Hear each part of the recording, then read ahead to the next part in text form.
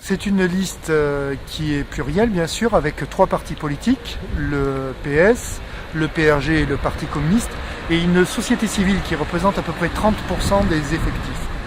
C'est une liste diverse dans ses origines professionnelles, sociologiques bien sûr, respectant la parité, mais ça c'est la loi, avec un substrat commun qui sont des valeurs partagées d'humanisme, de souci de solidarité, souci de justice sociale, souci d'égalité des chances. Donc c'est un groupement qui s'engage pour l'avenir d'Aurillac. 4 défis qui, à mon avis, conditionnent l'avenir d'Aurillac. Le défi de l'économie, le défi du lien social, le défi du cadre de vie et le défi de la fiscalité. Tout d'abord, le défi de la démographie, car aujourd'hui, comme beaucoup de villes-centres, la ville d'Aurillac connaît une diminution du nombre de ses habitants.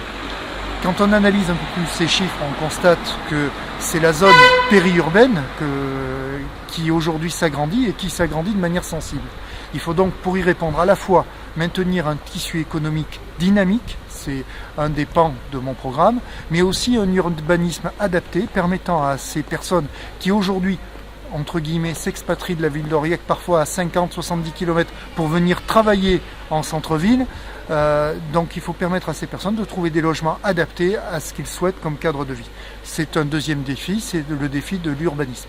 Deuxième priorité pour répondre à ce défi de la démographie, c'est celui de l'urbanisme, afin de permettre aux Aurillacois et surtout aux personnes qui vont habiter de plus en plus loin de trouver sur Aurillac un habitat adapté à ce qu'ils souhaitent comme cadre de vie.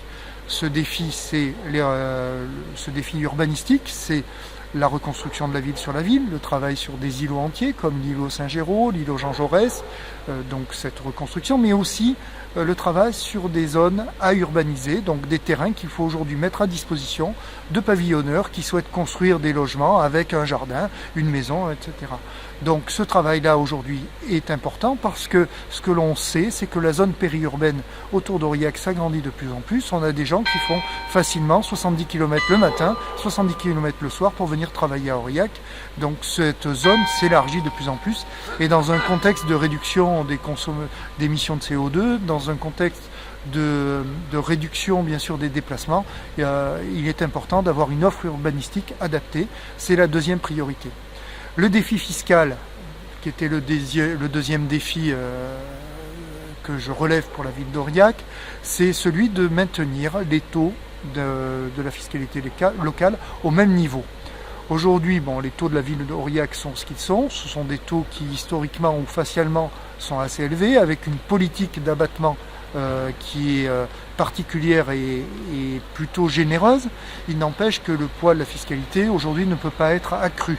L'engagement que je prends dans mon équipe municipale, avec mon équipe municipale, c'est de maintenir ces taux au même niveau. Donc stabilité des taux avec les mêmes politiques d'abattement. Le troisième défi qui est celui du cadre de vie, c'est un urbanisme et aussi une approche du cadre de vie qui soit basée sur la proximité. Ce travail sur la proximité, c'est ce fameux numéro cadre de vie qu'on doit dynamiser aujourd'hui et répondre avec des objectifs de réponse sous 48 heures pour tous les habitants. Mais c'est aussi tout un travail sur la proximité, sur les conseils de quartier, sur la présence auprès des aînés, sur la présence aussi auprès des jeunes, sur le travail sur la culture de façon à la fois garder une culture de très bonne qualité, telle qu'on l'a au théâtre ou qu'on l'a au conservatoire de musique ou au festival Éclat, mais aussi une culture qui va un peu plus dans les quartiers et qui travaille un peu plus les musiques contemporaines de façon à répondre à des besoins concernant peut-être des catégories de la population qui ne se sentent pas aujourd'hui satisfaites par l'offre culturelle ou par l'offre culturelle d'Aurillac.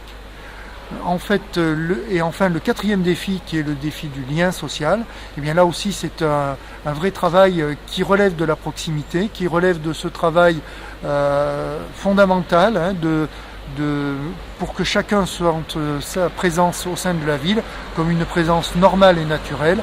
Donc c'est, je l'ai dit, les conseils de quartier, c'est ce travail sur tout ce qui est la proximité, la propreté, la lutte contre les incivilités, la sécurité aussi au sein même de la ville. Donc tout ce travail-là, c'est un travail important.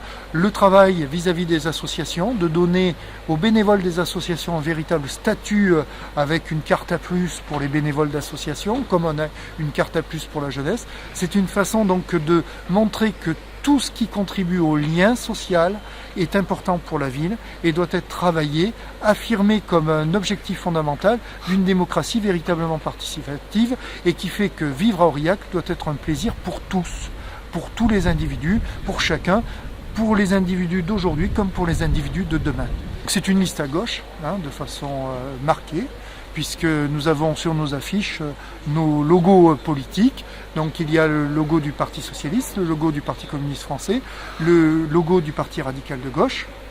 Donc on n'avance pas masqué, on sait à quelle obédience politique on se rattache. Nous savons que nous sommes des partis de gauche qui sont unis par les mêmes valeurs. Mais aussi une liste où la société civile est présente, puisqu'elle représente plus de 30% des personnes inscrites sur ma liste, et qui ont en commun le même souci de la solidarité, le même souci de l'égalité des chances, le même souci du vivre ensemble et le même engagement auprès de tous les Aurillacois. Sur les grands équipements, une pause va être nécessaire. Nous avons réalisé la plupart des grands équipements structurants qui sont aujourd'hui, qui font la fierté des Aurillacois. Je pense au centre aquatique, je pense à la médiathèque, je pense au cinéma qui sera fini d'ici le mois de septembre. Je pense aussi au parapluie. Enfin, nous avons une politique d'équipement qui aujourd'hui est très satisfaisante et qui fait le charme d'Aurillac. Mais il y a encore des projets importants qui sont à réaliser.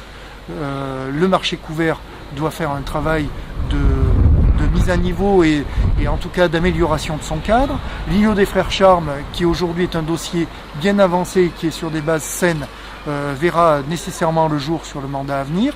Le pôle intermodal qui nous permettra à la fois de mixer le train, les gares routières, le stationnement, les modes doux de déplacement, doit lui aussi être poursuivi.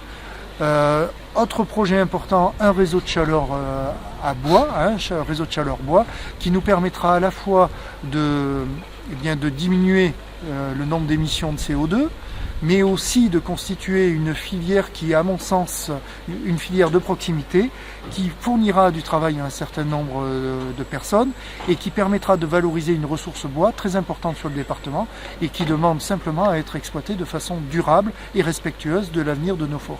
Pour moi, Aurillac, c'est ma ville de naissance. Bien sûr, je suis Aurillacois de cœur, de corps, d'âme et d'esprit, puisque c'est bien sûr une grande partie de ma vie. pierrematonnier.fr, c'est le site de campagne sur lequel toutes ces informations vont être à disposition. Le programme lui sera présenté aux Aurillacois de façon exhaustive le 6 mars, donc au centre Elitas à 20h30. Et il sera envoyé bien sûr à tous les Aurillacois avec tous les éléments correspondant aux documents de campagne.